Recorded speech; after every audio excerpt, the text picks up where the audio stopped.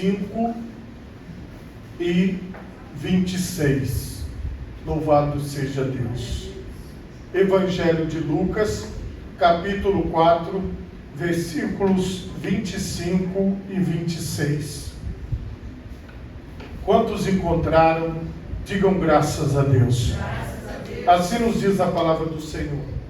Em verdade vos digo que muitas viúvas existiam em Israel nos dias de Elias, quando o céu se cerrou por 3 anos e 6 meses, de sorte que toda a terra houve grande fome. E a nenhuma delas foi enviado Elias, senão a Sarepta de Sidom, a uma mulher viúva. Amém? Por favor, levante a sua mão direita o mais alto que você puder. Feche os seus olhos e oremos a Deus. Pai Todo-Poderoso, neste momento, Senhor, eu quero te louvar e te bendizer por tua santa palavra que acabou de ser lida aqui neste lugar. Ó Pai, que esta palavra possa produzir o fruto para o qual ela está sendo plantada, Senhor. Que ela possa produzir, ó Pai, o resultado para o qual ela está sendo semeada. Pai querido, que o Teu Espírito Santo, eu te peço, possa agir no meio de nós, Senhor, e na vida dos ouvintes, em nome de Jesus, amém, e graças a Deus. Podemos assentar, meus irmãos, em nome de Jesus.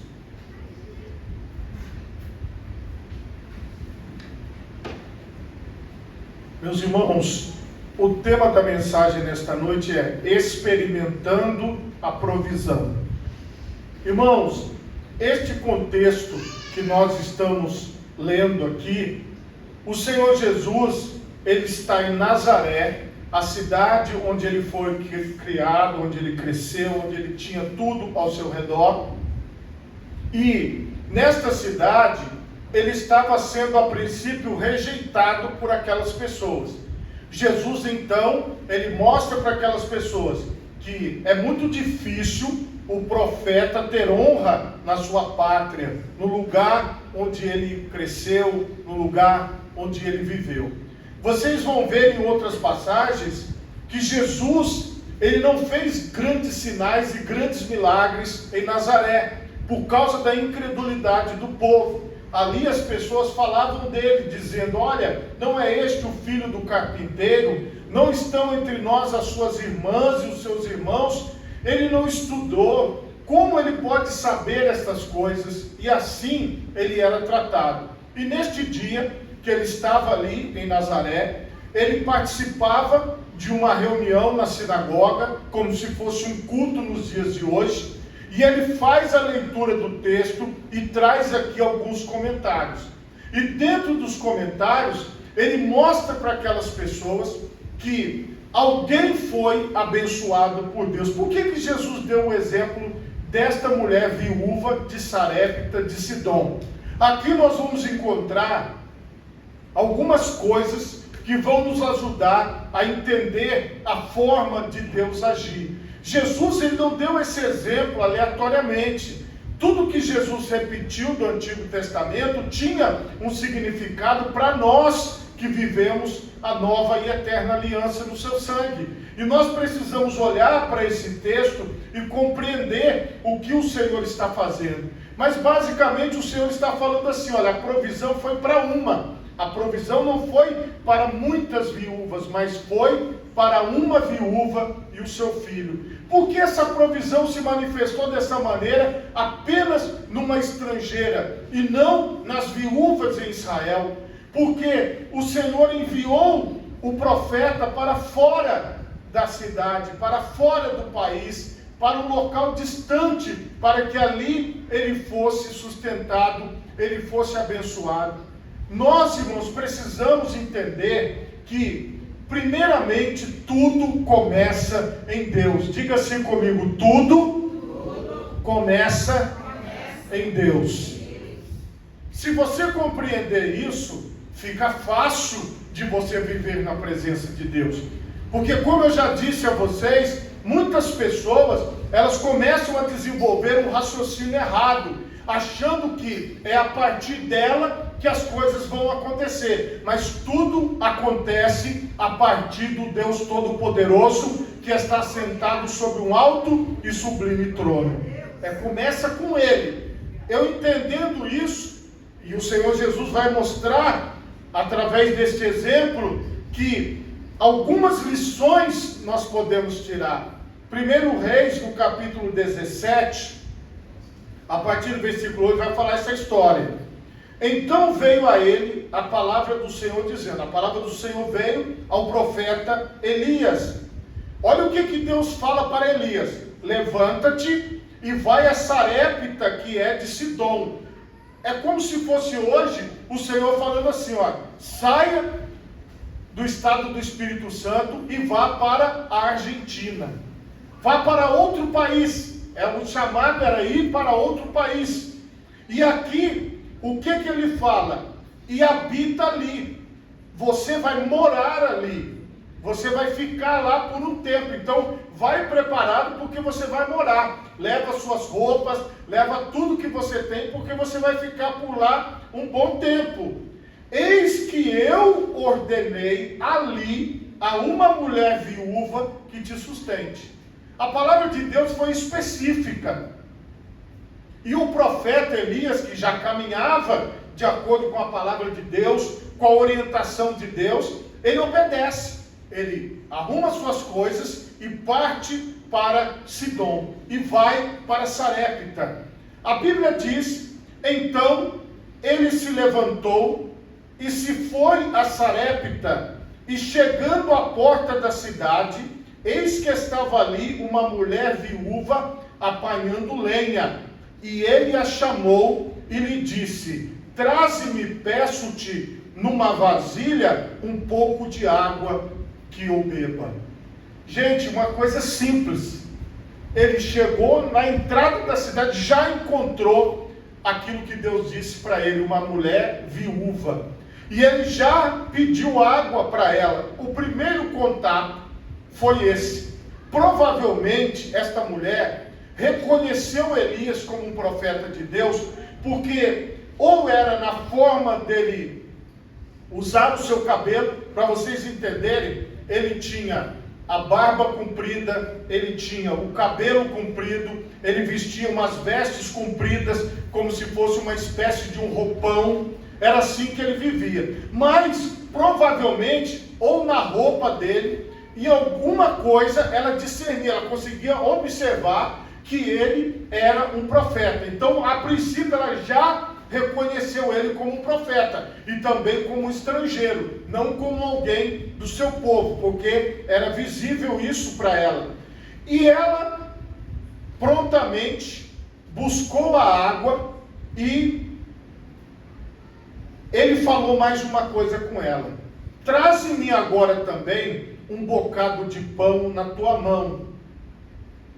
Depois que ela trouxe a água, ele bebeu a água e ele então pede pão, porque estava de uma viagem longa, uma viagem exaustiva, e ele precisava comer. Agora também, me traz um pouco de pão, me traga um pedaço de pão na tua mão. Porém ela disse, vive o Senhor, o teu Deus. Aqui você observa que ela reconhece ele como um profeta e que ele era do povo de Israel, porque o povo de Israel era o único povo que adorava ao Deus Todo-Poderoso, Criador dos céus e da terra.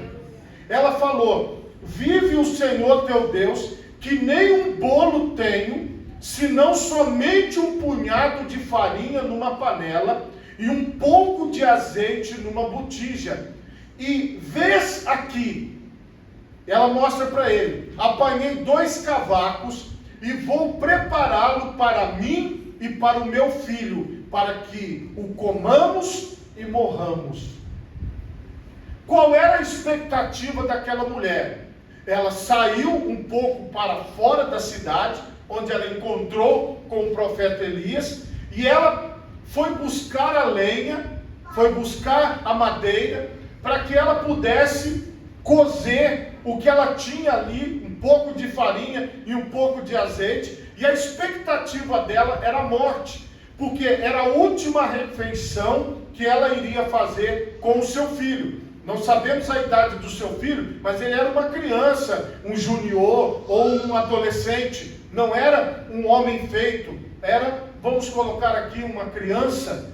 Mas a verdade é que a expectativa que ela tinha era de comer e morrer, porque não havia mais alimento. A terra estava passando por um momento de escassez, aquela mulher não tinha mais como sobreviver.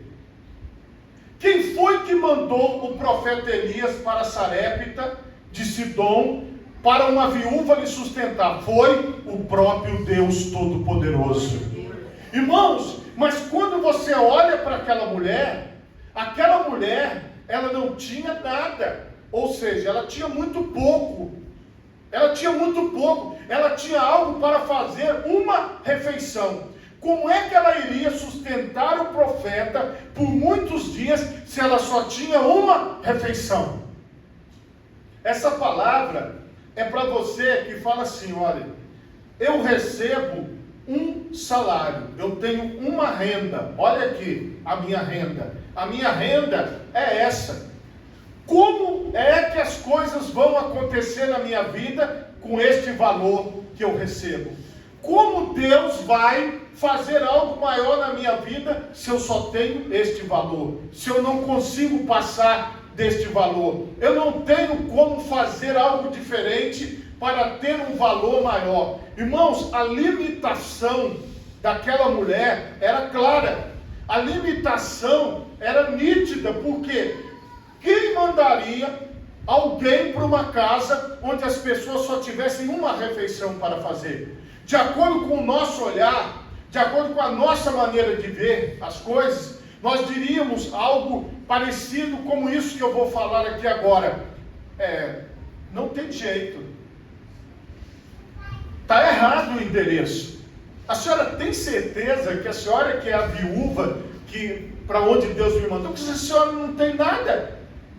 Porque normalmente, meus irmãos, quando você fala que alguém vai sustentar outra pessoa, é porque aquela pessoa tem dinheiro sobrando, é porque aquela pessoa tem comida sobrando, é porque aquela pessoa tem fartura. Só que esta mulher tinha apenas um pouco de farinha e um pouco de azeite. Ela tinha um pouco, ou seja, uma porção, uma refeição para ela e para o seu filho. Veja que Deus viu anteriormente que aquela mulher seria a que sustentaria, mas Deus sabia que ela tinha muito pouco para sustentar o profeta. Mas Deus, ele já sabia. E por que é que Deus mandou o profeta para lá? Havia uma razão que começou em Deus. Não começou no profeta Elias, e não começou na viúva, e nem no filho dela.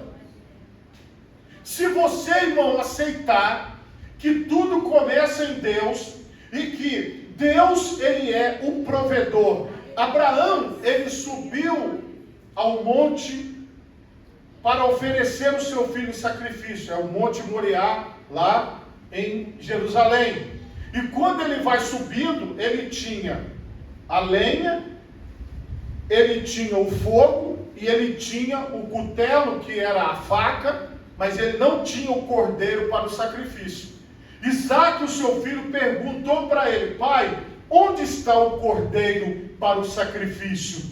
E Abraão falou: Deus proverá para si o cordeiro. Foi a primeira vez na Bíblia que Deus é chamado de provedor. Foi Abraão. Abraão, que andava com Deus, que tinha deixado tudo para trás para seguir a Deus. Ele tinha entendimento de que tudo que ele tinha foi Deus que deu a ele. Ele tinha entendimento de que aquele filho foi Deus que deu, aquela lenha foi Deus que deu, aquela faca foi Deus que deu, aquele fogo foi Deus que deu, e o cordeiro que ainda não tinha aparecido era Deus que daria.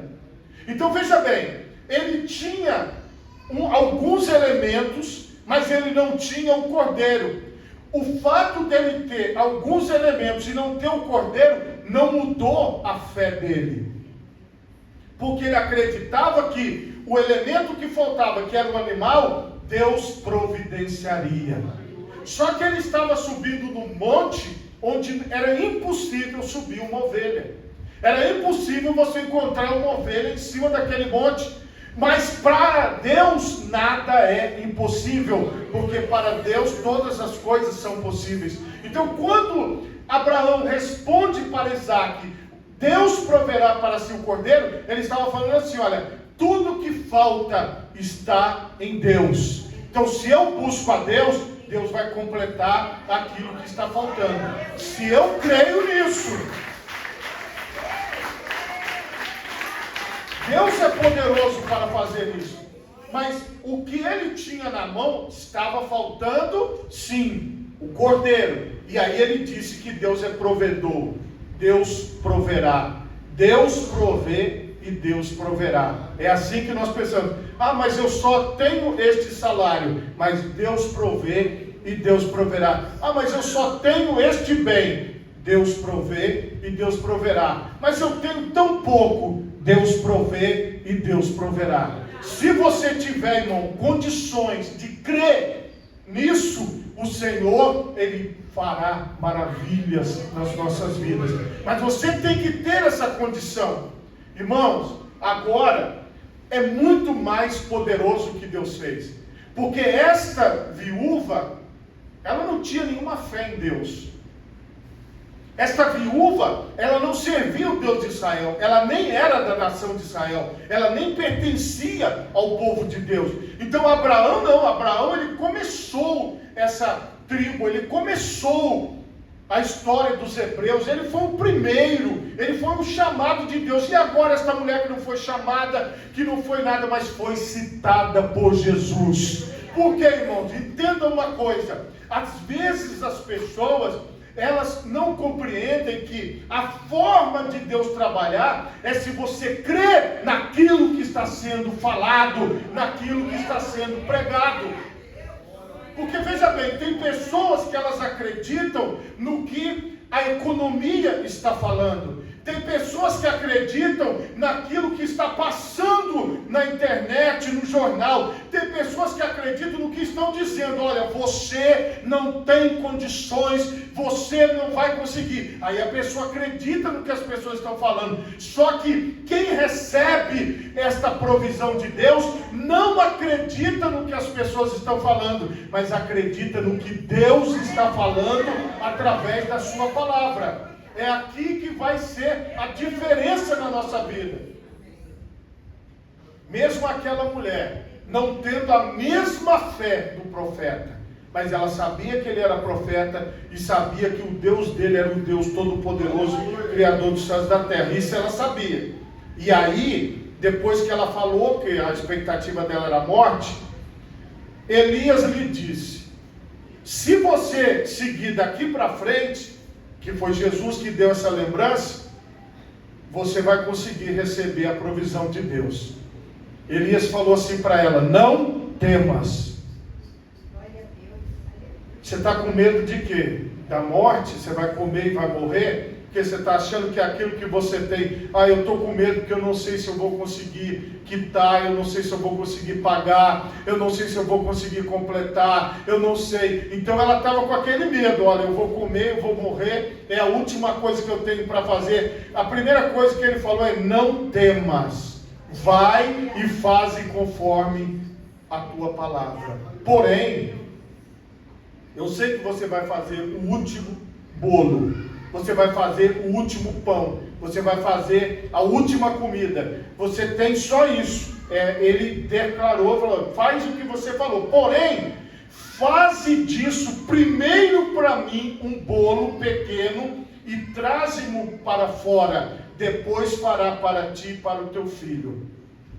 Irmãos, aquela mulher com o filho, com ela tinha que pensar primeiro em quem? Nela, ou primeiro no filho. Mas o profeta falou algo para ela totalmente diferente: faça primeiro para mim, que sou um desconhecido. Você não me conhece, está me conhecendo hoje, mas faça primeiro para mim. Faça o bolo sim, mas faça primeiro para mim. E depois você vai fazer para o seu filho, e depois você vai fazer para você. E como que ele deu a explicação para ela? Porque assim diz o Senhor Deus de Israel: a farinha da panela não se acabará, e o azeite da botija não faltará até o dia que o Senhor der chuva na terra. Foi uma palavra assim: se você fizer primeiro para mim, assim diz o Senhor Deus. Irmãos, Elias já sabia que Deus iria prover na vida daquela viúva, na vida dele e na vida do filho da viúva. Elias já sabia, mas aquela mulher não sabia. Irmãos, Jesus, ele já garantiu para nós o resultado, mas às vezes parece que você ainda não sabe. Mas eu estou aqui para te dizer: não faltará nada, não acabará nada, porque Deus chamou, ele provê. Hoje eu estou falando com vocês, irmãos, do Deus provedor, aquele que provê qualquer coisa, aquele que a palavra de Deus diz que para Deus não haverá impossíveis. E Jesus falou: olha para o testemunho da viúva de Sarepta, porque Deus enviou Elias para ela, para que ela pudesse reconhecer e ver que o Senhor é Deus. Mas o que ela fez? Qual foi a atitude dela? Foi e fez conforme a palavra de Elias, e assim comeu ela e ele e a sua casa muitos dias. Preste atenção como a ordem se inverteu. Primeiro diz aqui que era para fazer para ele, foi o que ele falou: faz primeiro para mim. Só que na hora que foi dar o resultado, diz que comeu ela, ele e a sua casa por muitos dias. Quando ficou pronto para todo mundo. Aquela refeição não foi feita só para o profeta Elias. Os três comeram: a mulher, a viúva, o filho dela e o profeta. Só que foi por muitos dias. Porque olha o que a Bíblia diz: da panela a farinha se não acabou, e da botija o azeite não faltou, conforme a palavra do Senhor que falara pelo ministério de Elias. Irmãos, se você tem fé, se você crê neste Deus provedor, nada te faltará e não acabará. Essa é a nossa fé: nada faltará e não acabará. Nada faltará e não acabará, porque eu creio que Deus é provedor. Então preste atenção: se você ora e pergunta para Deus: Senhor, e agora como é que eu vou fazer? Espera que Ele vai responder? Ou você não tem fé para esperar a resposta? Irmãos, ela teve que acender o fogo. Se você já cozinhou na lenha, você sabe que é um pouco demorado. Aí pega aquele fogo, aí ela foi e colocou lá. Imagina a expectativa dela, fazendo aquele bolo, cuidando daquele alimento, pensando: e agora? O que vai acontecer? Acabou, fez, aí vamos fazer mais?